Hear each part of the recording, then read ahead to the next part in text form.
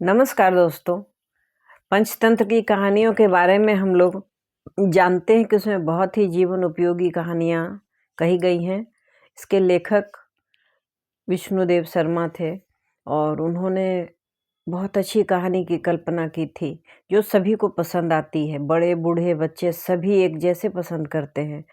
इसमें धरती के सभी जीवों के माध्यम से कहानी कहलवाई गई है।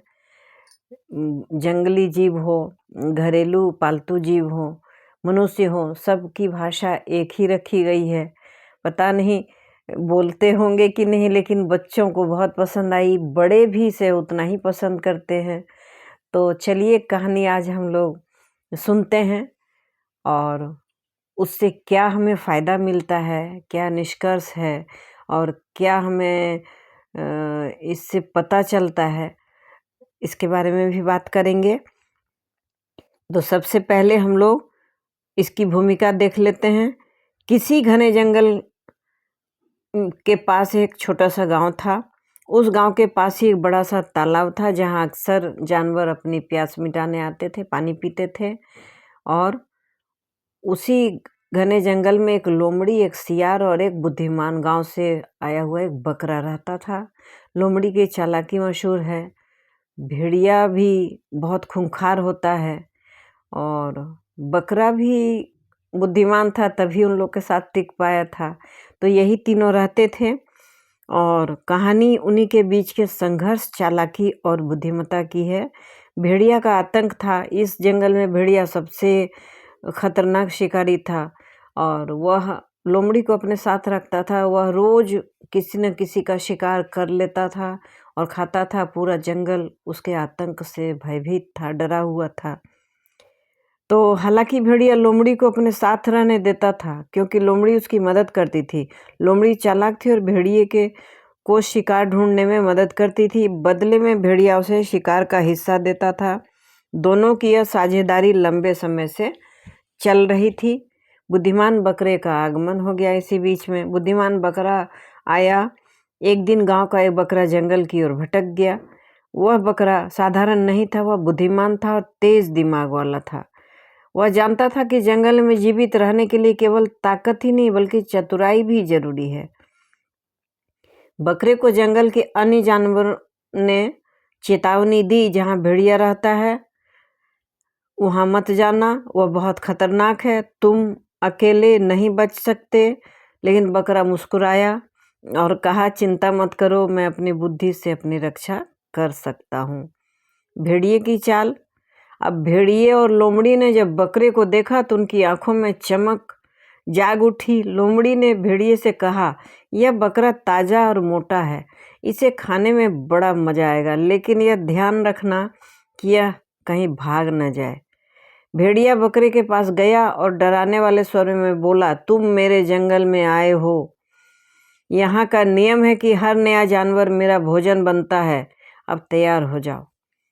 बकरा शांत था। उसने भेड़िए की आंखों में देखा और बिना घबराए कहा, महाराज, मैं जानता हूं कि आप जंगल के राजा हैं, लेकिन आप मुझे यूं ही खा लेंगे तो एक बड़ा अवसर खो देंगे। भेड़िया थोड़ा चौंका और बोला, क्या मतलब? बकरा अपनी योजना पर काम करता था, इसलिए उसने जंगल में रहने के लिए योजना बना ली थी। उसी पर वह काम करने का उसका वक्त आ गया था। बकरे ने समझाया, मैं एक साधारण बकरा नहीं हूँ, मैं गांव का सबसे बुद्धिमान बकरा हूँ।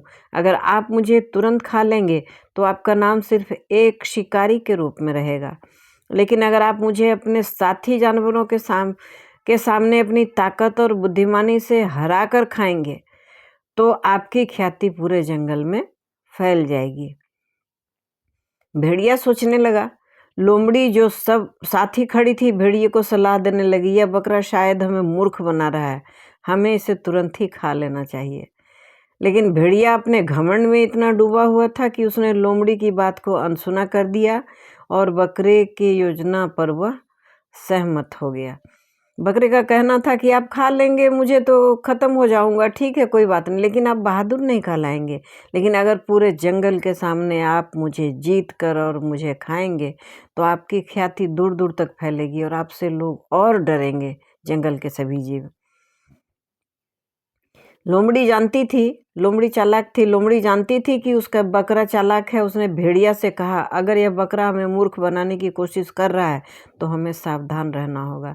भेड़िए ने कहा, तुम चिंता मत करो, इसे जंगल के बीचों बीच ले जाऊंगा और सबके सामने इसे हरा कर खाऊंगा। मुकाबले की तैयारी हो गई। अगले दिन जंगल के सभी जानवर इकट्ठा हुए। भेड़िया और बकरा एक दूसरे के सामने खड़े थे। भेड़िया अपनी ताकत दिखा रहा था, जबकि बकरा शांत और स्थिर था। बकरे ने भेड़िए से कहा, महाराज, मुकाबला शुरू करने से पहले हमें यह तय करना होगा कि इसे न्यायपूर्ण तरीके से किया जाए। इसके लिए किसी एक को निर्णायक बनाना होगा। भेड़िए ने सोचा और लोमड़ी को निर्णायक बना दिया। लोमड़ी को वह मौका मिला और उसने सोचा, अब मैं इस बकरे को सबक सिखाऊंगी।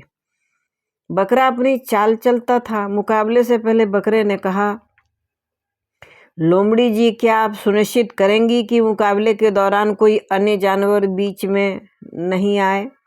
यह केवल मेरी और भेड़िए की लड़ाई है। लोमड़ी ने सहमति दी।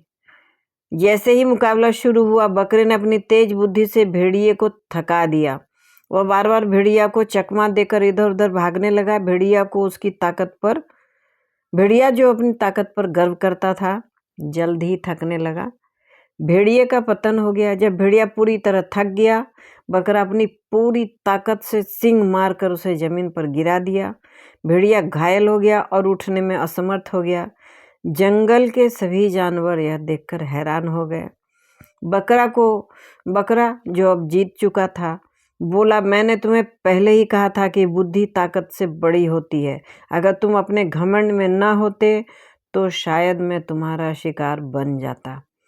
लोमड़ी का अंत। लोमड़ी को जो भेड़िए का साथ देती थी, अब अकेली हो गई और असहाय हो गई। जानवरों ने उसे भी जंगल से भगा दिया। नैतिक शिक्षा क्या मिलती है इससे? बुद्धिमान जो होते हैं वह ताकतवर लोगों से भी बड़े होते हैं। बुद्धि हमेशा ताकत से बड़ी होती है। हमेशा धैर्य और चतुराई से